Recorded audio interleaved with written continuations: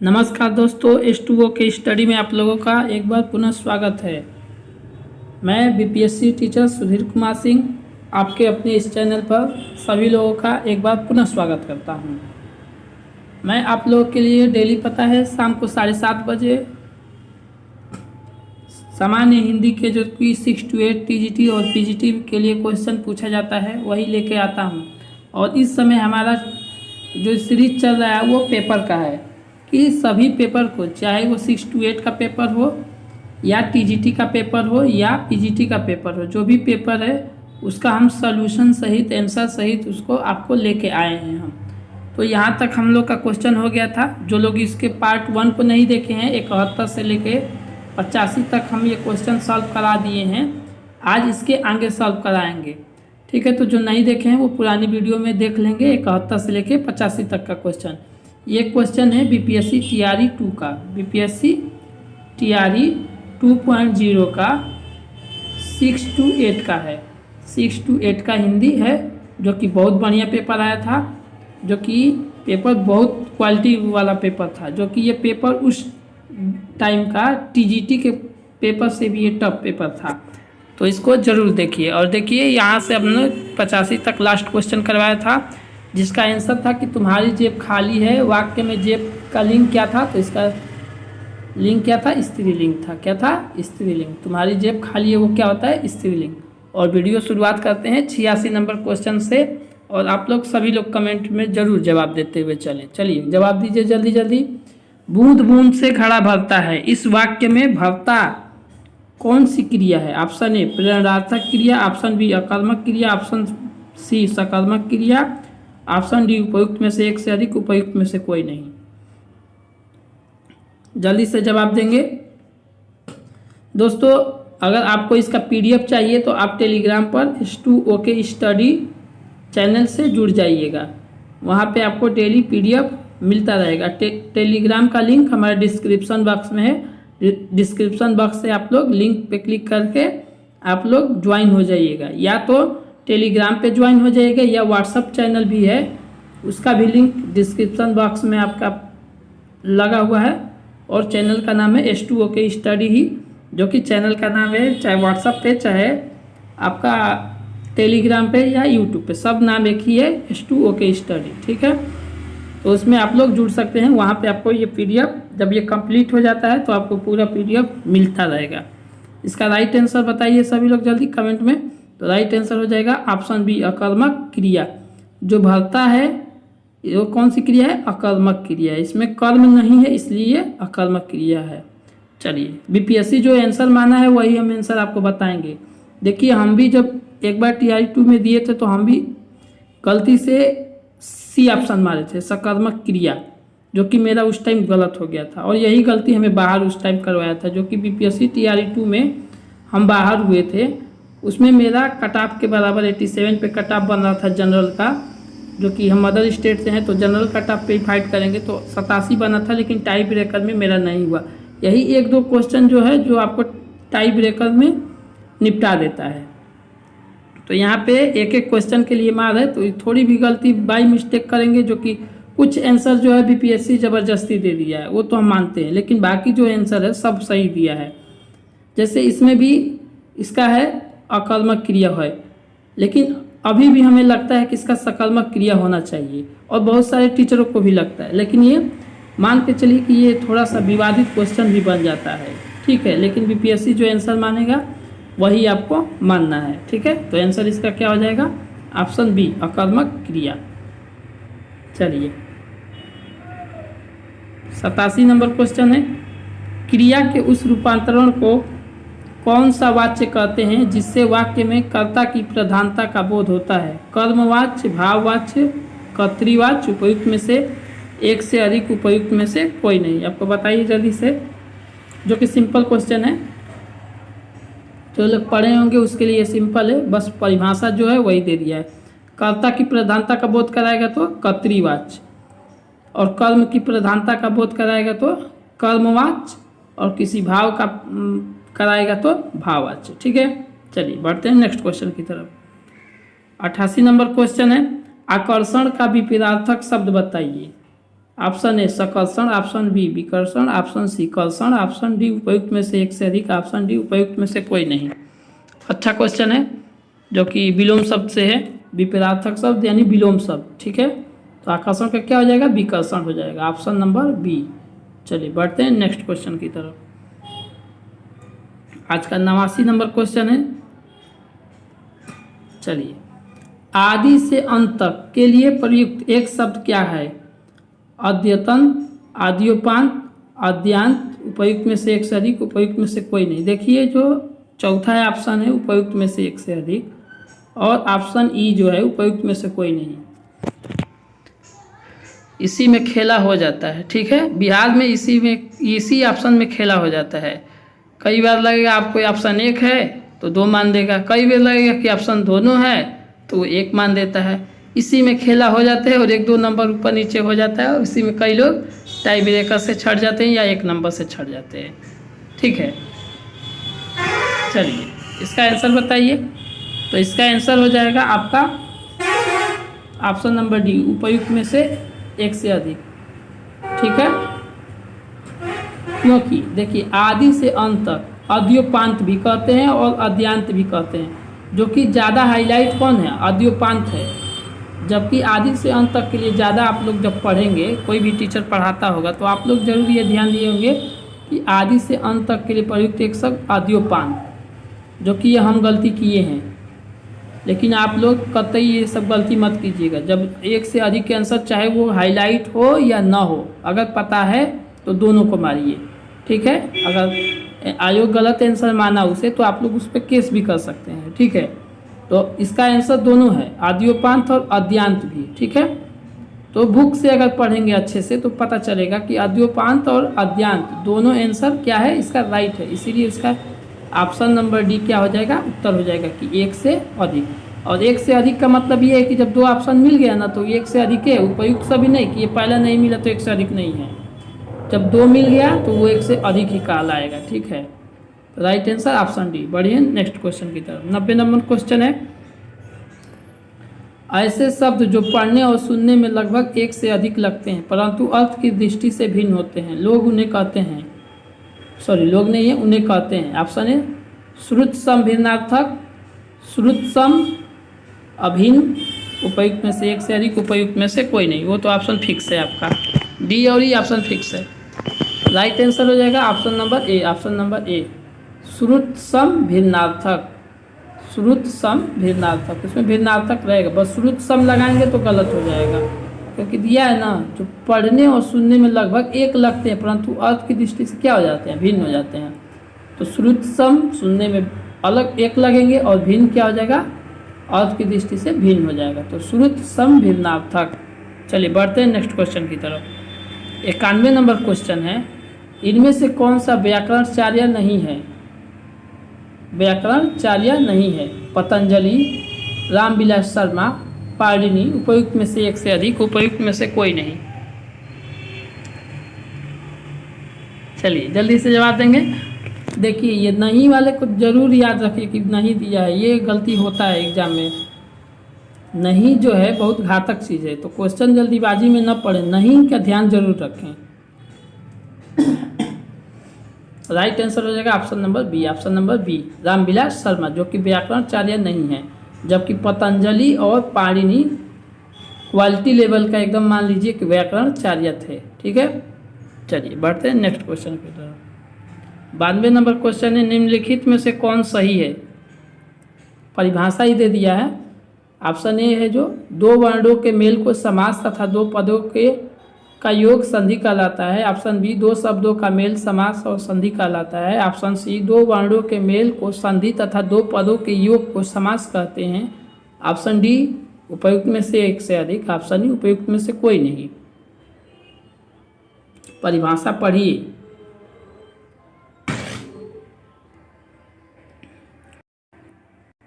जल्दी से सब लोग कमेंट में जवाब दीजिए।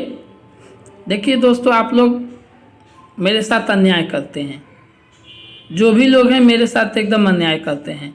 आप लोग गलत गलत वीडियो पे अच्छा कमेंट भी करते हैं और लाइक भी करते हैं, लेकिन पढ़ाई लिखाई से संबंधित वीडियो पे आप लोग ना ही लाइक करते हैं बस वीडियो देखते हैं बहुत मन लगा के, कुछ ही लोग देखते हैं। मानते हैं कि हम लोग की वीडियो अभी स्टार्टिंग है तो कम लड़के देखते हैं, क्योंकि ज़्यादा हम लोग का चैनल अभी हाईलाइट नहीं है। जो कि जेन्युइन टीचर, हम लोग खुद भी पीएससी का टीचर हैं, तो उतना टाइम भी नहीं मिलता हम लोगों को कि पढ़ा सकें आके, और हम लोग के पास उतना भी सुविधा भी नहीं है कि पढ़ाएं आके। मोबाइल से जैसे हो सकता है, जो हम गलती किए हैं वो नहीं चाहते कि हमारे अन्य साथी भी ये गलती करें, क्योंकि ये चैनल जो है बना तो पुराना है, लेकिन स्टार्ट बढ़िया से अब इस बार किए हैं कि जो विद्यार्थी हमारे साथ के हैं, जो साथी हमारे साथ के छट गए हैं कुछ कुछ नंबरों से, हम देखें यूट्यूब पे ऐसे ही आके कुछ भी पढ़ा के चले जाते हैं, वैसे नहीं होता। ठीक है, तो जो लोग अच्छे से नहीं पढ़ाते, बस इधर उधर की बात बरगलाते हैं, शायरी मारते हैं, हंसाते हैं, मीम्स बनवाते हैं, उन लोगों की वीडियो को आप लोग लाइक करते हैं, शेयर करते हैं, कमेंट करते हैं। ठीक है, और जो अच्छा जेन्युइन वीडियो बनाता हो उसके वीडियो पर ना आप लोग लाइक करते हैं, ना ही थोड़ा सा भी कमेंट करते हैं। तो जो लोग वीडियो देख रहे हैं इतना देर से, तो उन लोग ज़रूर लाइक किया कीजिए और कमेंट में उत्तर भी बताते चलिए, क्योंकि जब तक आंसर हाथ से लिखेंगे नहीं, मुंह से बोलेंगे नहीं, तब तक दिमाग में नहीं फिट हो सकता। और वही जो नहीं फिट होता वो जाके गोला गलत बनाते हैं, मन में कुछ और चलता है, हाथ कुछ और डिमांड कर देता है जल्दीबाजी के चक्कर में। तो इसलिए हम उम्मीद करेंगे कि जो भी लोग वीडियो देख रहे हैं वो कमेंट तो ज़रूर करेंगे, लाइक ना करें ठीक है, कमेंट कीजिए। 92 नंबर क्वेश्चन है, 92 नंबर लिख के जो आंसर होगा उसका लिखिए। हम नहीं कह रहे कि लाइक कीजिए। चलिए बच्चे, लाइक तो आपके ऊपर है, अच्छा नहीं पढ़ाते होंगे तो डिसलाइक करके जाइए। कमेंट में अगर अच्छा नहीं पढ़ाते हैं तो वो भी बताइए कि क्या क्वालिटी इंक्रीज किया जाए इससे अच्छा। ठीक है, तो अच्छा या बुरा दोनों कमेंट किया कीजिए आप लोग। ऐसा नहीं है कि आप लोग बुरा कमेंट कर देंगे तो हमें बुरा लगेगा, थोड़ा सा लगेगा, बट अपने आप में सुधार किया जाएगा। ठीक है, तो कमेंट करते हुए चलेंगे सब लोग आप लोग। ठीक है, राइट आंसर हो जाएगा ऑप्शन सी। दो वर्णों के मेल को क्या कहते हैं? संधि तथा दो पदों के योग को समास कहते हैं। डायरेक्ट परिभाषा पूछा हुआ है, तो ऐसे नहीं काम चलेगा कि ये संधि ये संधि है, तो उसका नियम कानून सब पता होना चाहिए। देखिए, दो वर्णों के मेल को समास का है, यही लाइन गलत हो गया। दो शब्दों को मेल को समास, शब्द के मेल को समास कहेंगे, गलत। और संधि समास दोनों कहलाता है, तो एकदम बिल्कुल गलत, ऐसे ही गलत। और दो वर्णों के मेल को संधि और दो पदों के योग को समास कहते हैं। राइट आंसर हो जाएगा। चलिए 93 नंबर क्वेश्चन देखेंगे, जो कि विभक्ति से ने विभक्ति के किस कारक चिन्ह है। जल्दी जल्दी अब थोड़ा स्पीड बढ़ाते हैं। कर्ता कारक, करण कारक, कर्म कारक, उपयुक्त में से एक से अधिक, उपयुक्त में से कोई नहीं। चलिए बताइए कि जो ने विभक्ति है किस कारण का चिन्ह है।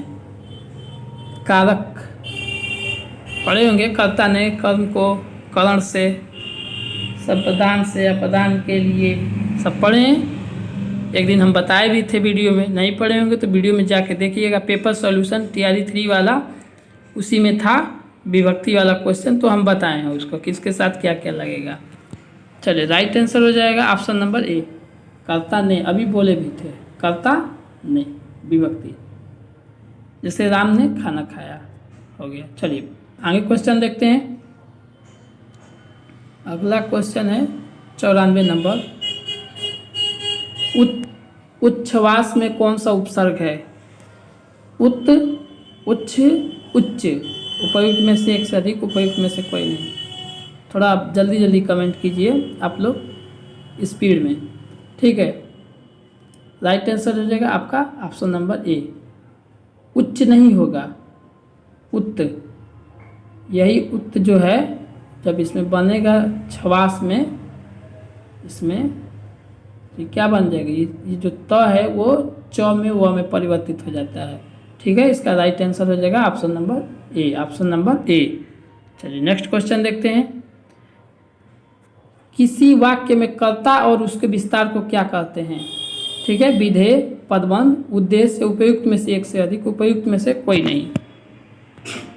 जल्दी जल्दी कमेंट बॉक्स में जवाब देंगे सब लोग। किसी वाक्य में कर्ता और उसके विस्तार को क्या कहते हैं? तो कर्ता और उसके विस्तार को क्या बोलते हैं? उद्देश्य बोलते हैं। क्या बोलते हैं? उद्देश्य। इंग्लिश में क्या बोलते हैं? सब्जेक्ट। पढ़े होंगे सब्जेक्ट और प्रेडिकेट।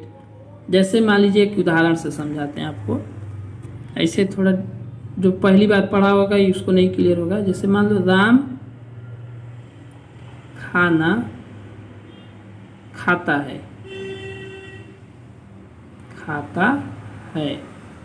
चलिए इसमें कैसे देखेंगे, तो जो राम जो है उद्देश्य है, बाकी जितना पार्ट बचा वो क्या है, खाना खाता है विधेय है, यानी कि ये सब्जेक्ट और ये प्रेडिकेट जो पढ़े होंगे, सब्जेक्ट प्रेडिकेट, इसीलिए आपको हम इस पर लिख दिए हैं पेपर पे कि आप लोग पढ़ेंगे तो समझेंगे डायरेक्ट कि ये सब्जेक्ट है, प्रेडिकेट है। ठीक है, तो जो कार्य करता है अर्थात संज्ञा है इसमें, जिसके द्वारा कार्य हो रहा है, तो क्या कहलाएगा, उद्देश्य। बाकी जो बचता है वो विधेय कहलाता है। कर्ता और उसके विस्तार, विस्तार जो है वो एक साथ, उसके साथ में कई बार हो जाता है विस्तार, संज्ञा का विस्तार।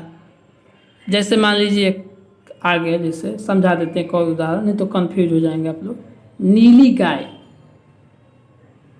नीली गाय घास चरती है, घास चरती है। ठीक है, देखिए ऑन द स्पॉट बनाना पड़ता है कभी कभी समझाने के लिए।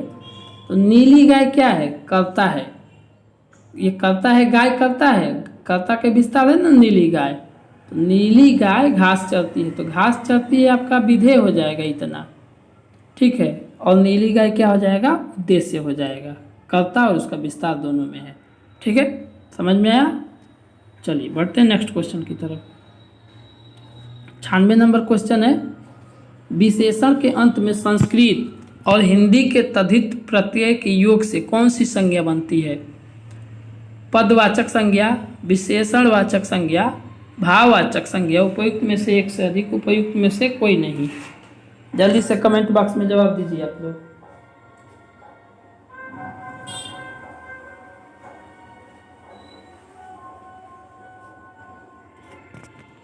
जल्दी देंगे तो राइट आंसर ऑप्शन सी हो जाएगा, भाववाचक संज्ञा बनती है।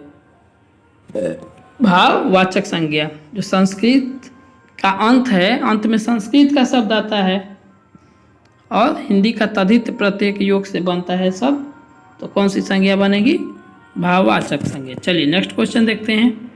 97 नंबर, दो अक्षरों के मिलने से तीसरे शब्द की रचना होती है। बताइए, संधि का, उपसर्ग का, समास का, उपयुक्त में से एक से अधिक, उपयुक्त में से कोई नहीं। जल्दी बताएंगे आप लोग कि दो अक्षर मिलने से तीसरे शब्द की रचना होती है, तो उसको क्या कहते हैं, संधि कहते हैं। ठीक है, उपसर्ग तो नहीं कहेंगे, समास भी नहीं कहेंगे, क्योंकि इसमें पद मिलता है, अक्षर जिसमें मिलता है वो संधि ही होता है। ठीक है, तो देख रहे हैं क्वेश्चन कैसा है, डायरेक्ट परिभाषा पूछ दे रहा है, कौन संधि है ये नहीं पूछा है, डायरेक्ट परिभाषा। तो ये नहीं कि ऐसे बस चले जाना एग्जाम में, पूरा तैयारी के साथ। 98 नंबर क्वेश्चन, ऐसे शब्दों को जो संस्कृत और प्राकृत से विकृत होकर हिंदी में आए हैं उन्हें क्या कहते हैं। जो संस्कृत से आए हैं और प्राकृत भाषा से आए हैं उन्हें क्या कहते हैं, तत्सम, तद्भव, वर्ण संकर, उपयुक्त में से एक से अधिक, उपयुक्त में से कोई नहीं। राइट आंसर बताएंगे जल्दी से। देखिए, वर्ण संकर तो कोई नहीं होता इसे, वर्ण संकर होकर जो संस्कृत से आया हो, और जो डायरेक्ट संस्कृत में लिखा जाता है उसको तत्सम बोलते हैं, और जो संस्कृत से आया है परिवर्तित होकर, विकृत होकर है, ठीक है, परिवर्तन होकर आया है और प्राकृत भाषा से, उसको क्या बोलते हैं, तद्भव बोलते हैं। ठीक है, परिभाषा ही है तद्भव का कि वैसे शब्द जो संस्कृत भाषा से परिवर्तित होकर आए हैं, विकृत होकर आए हैं, उन्हें तद्भव शब्द कहते हैं। तो सिर्फ संस्कृत से ही नहीं, प्राकृत जो है, प्राकृत भाषा वो भी संस्कृत के टाइप का ही था, तो दोनों से जो विकृत होकर आया है उसको भी क्या बोलते हैं, तद्भव ही बोलते हैं। तो ये डायरेक्ट परिभाषा ही पूछा है। ठीक है, चलिए नेक्स्ट क्वेश्चन देखते हैं। 99 का, कर्मधारय समास का उदाहरण है त्रिलोक, परमेश्वर, वाग्युद्ध, उपयुक्त में से एक से अधिक, उपयुक्त में से कोई नहीं। चलिए ये मत देखिए कि उस पर लगा हुआ है, आप लोग कमेंट करते जाइए, आपको जो लगता है वो कीजिए, गलत हो गलत कमेंट कीजिए, सही कर रहे हैं तो सही कमेंट कीजिए। आप में ईमानदारी होना चाहिए, ट्रिक देख के थोड़ी लगाया जाता है, आप अपना जो समझ है वो लगाइए। ठीक है, देखेंगे इसका राइट आंसर देखते हैं। राइट आंसर हो जाएगा ऑप्शन नंबर बी ही होगा, परमेश्वर। परमेश्वर में कर्मधारय समास है। ठीक है, कर्मधारय समास। परम है जो ईश्वर, परमेश्वर। ठीक है, कर्मधारय समास। त्रिलोक में जो है वो कौन समास है? द्विगु समास है। वाग्य युद्ध में कौन सा समास है? तत्पुरुष समास है। और त्रिलोक में द्विगु समास है। चलिए बढ़ते हैं नेक्स्ट क्वेश्चन की तरफ। 7वां नंबर क्वेश्चन है, अर्थ के आधार पर वाक्य के कितने भेद हैं? 8। Option A 8, option B 7, option C 5, option D उपयुक्त में से एक से अधिक, ऑप्शन ई उपयुक्त में से कोई नहीं। देखिएगा, इनमें से कोई नहीं मत मारिएगा। अर्थ के आधार पर पूछा है। हमारे जैसे एग्जामिनर रहता तो उसमें एक 3 भी ऑप्शन दे देता, 3, एक हटा के इधर 7 के जगह पे 3 दे देता कि लीजिए, कंफ्यूज होइए अब। ठीक है, वाक्य रचना अगर सही से नहीं पढ़ेंगे तो पक्का गलत करेंगे इसका। ठीक है, राइट आंसर हो जाएगा ऑप्शन 8। अर्थ के आधार पर क्या होता है? वाक्य 8 होता है। ठीक है, और रचना के आधार पे जो कि देखिए ये 6 to 8 के पेपर में पूछा था, अर्थ के आधार पे कितना होता है, और टीजीटी में क्या पूछा था? रचना के आधार पे वाक्य कितने होते हैं। तो रचना के आधार पे वाक्य कितने होते हैं? 3। ठीक है, तो ये जरूर याद रखेंगे आप लोग कि अर्थ के आधार पर 8 और रचना के आधार पे 3। और तीनों का नाम कोई बताएगा? कमेंट में कीजिए, हमारे बताने से पहले कमेंट कर दीजिए। चलिए थोड़ा सा समय देते हैं, 10-15 सेकेंड का। कमेंट में जल्दी जल्दी कीजिए कि रचना के आधार पे 3 वाक्य कौन कौन होता है। पहला होता है सरल वाक्य, सरल या साधारण जो भी आप लोग बोल सकते हैं, सरल वाक्य। दूसरा समझ ही गए होंगे अब तो, मिश्र वाक्य। और तीसरा संयुक्त वाक्य। मिश्र वाक्य पूरा नहीं लिखा रहा है। और तीसरा जो है मिश्र वाक्य। मिश्र वाक्य जब बैठ रहे हैं पढ़ने तो कॉपी और पेन एक छोटा सा लेके बैठिए। सॉरी देखिए क्या लिख दिए। पहला जो है आपका सरल वाक्य था जो सही था, सरल, मिश्र, और तीसरा कौन सा? संयुक्त। जो है संयुक्त बोल रहे हैं, लिख मिश्र रहे हैं, एक संयुक्त वाक्य है। ठीक है, तो सरल, संयुक्त और मिश्र 3 हो गया। सरल वाक्य, मिश्र वाक्य, संयुक्त वाक्य। 3 किसके आधार पे? रचना के आधार पे। ये जरूर याद रखिएगा, रचना के आधार पे ये 3, और अर्थ के आधार पे कितना? 8 हो गया। 8 कौन कौन से? एक जल्दी से हम उसका नाम बता देते हैं। ठीक है, बस आप लोग सुन लीजिएगा। विधि या विधानवाचक वाक्य होता है एक निषेधवाचक वाक्य जो कि निगेटिव वाला होता है, एक आज्ञावाचक वाक्य होता है जो कि आज्ञा देता है, चौथा जो है प्रश्नवाचक, 5वां जो है विस्मयवाचक, 6वां संदेहवाचक, 8वां इच्छावाचक, 7वां इच्छावाचक और 8वां संकेतवाचक। तो ये 8 हो गया। चलिए नेक्स्ट क्वेश्चन देखते हैं। 101 नंबर क्वेश्चन है, जिस वाक्य में एक से अधिक प्रधान हो उसे कहते हैं। वाक्य से ही क्वेश्चन है, वाक्य रचना से। जिस वाक्य में एक से अधिक प्रधान वाक्य हो उसे कहते हैं संयुक्त वाक्य। वही तो नियम है उसका, संयुक्त वाक्य का,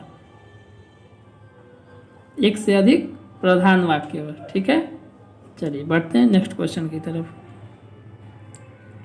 चलिए 102 नंबर का बताना है कि ये जो विराम चिन्ह है ऐसे गोला बना के उसके नीचे कामा, वो विराम चिन्ह को, ये वाला विराम चिन्ह को क्या बोलते हैं? उसको इन्वर्टेड कामा में दिया है।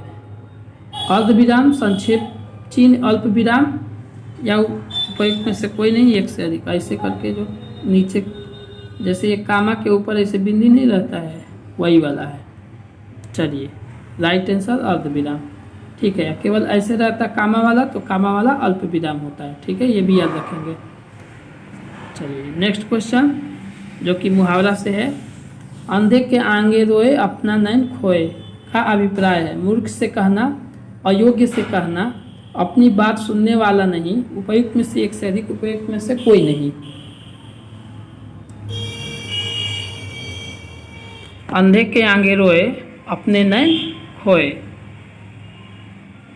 तो राइट आंसर हो जाएगा option number B. Option number B, अयोग्य से कहना। अयोग्य से कहना कि अंधे के आगे जब रो रहे हो तो उसको क्या दिख रहा है, रो रहे हो कि क्या कर रहे हो, तो अयोग्य व्यक्ति से अगर कोई बात कर रहे हो जो उसके लायक है ही नहीं, तो उससे कहने से कोई फ़ायदा नहीं है, बस अपना माथा पचीसी कर रहे हो, कोई फ़ायदा नहीं होने वाला है। ठीक है, चलिए अगला क्वेश्चन है 104 नंबर। बीती बातों को याद दिलाना में कौन सा मुहावरा प्रयुक्त हुआ है? बीती बातों को याद दिलाना, गड़े मुर्दे उखाड़ना, बंगले झांकना, काम बनाना, उपयुक्त में से एक से अधिक, उपयुक्त में से कोई नहीं। तो बीती हुई बात को याद दिलाने के लिए क्या बोला जाता है बार बार कि गड़े मुर्दे मत उखाड़ो, बार बार गड़े मुर्दे मत उखाड़ो, अर्थात बीती बात को याद मत दिलाओ। दोस्तों आज 104 क्वेश्चन है, 105 तक करवा देते हैं आपको। चलिए एक और देख लेते हैं, वीडियो लंबा ना हो, नहीं तो हम आपको और ज़्यादा करवाते। ठीक है, आज 20 क्वेश्चन ही रहने देते हैं। आज 85 से आपका 105 तक हो गया लगभग, ये प्लस नहीं है, 105। इसके आगे हम अगले वीडियो में करवाएंगे। इसका आंसर बताएंगे सब लोग कि वर्ण और अर्थ के मेल से बनते हैं, वर्ण और अर्थ के मेल से बनते हैं। जो वर्ण है और अर्थ है उसके मेल से क्या बनता है? शब्द बनता है, पद बनता है, वाक्य बनता है, उपयुक्त में से एक से अधिक, उपयुक्त में से कोई नहीं। आप लोग इसका जवाब कमेंट बॉक्स में बता दीजिएगा। हम इसको अगले वीडियो में जब वीडियो लेके आएंगे नेक्स्ट दिन नेक्स्ट क्लास में इसको ज़रूर बताएंगे। तो यहाँ तक वीडियो देखने के लिए थैंक यू, और वीडियो अच्छा लगा हो तो लाइक और शेयर ज़रूर करें, और जो सब्सक्राइब नहीं किए होंगे वो सब्सक्राइब भी कर लें ताकि सब वीडियो आपके पास पहुंचता रहे, और नोटिफिकेशन भी दबा लें बेल आइकन को ताकि आपको वीडियो टाइम से मिलता रहे। वैसे तो 7:30 बजे वीडियो का टाइमिंग है, 7:30 बजे वीडियो डेली अपलोड हो जाता है। चलिए मिलते हैं नेक्स्ट वीडियो में नए क्वेश्चन के साथ, तब तक के लिए जय हिंद।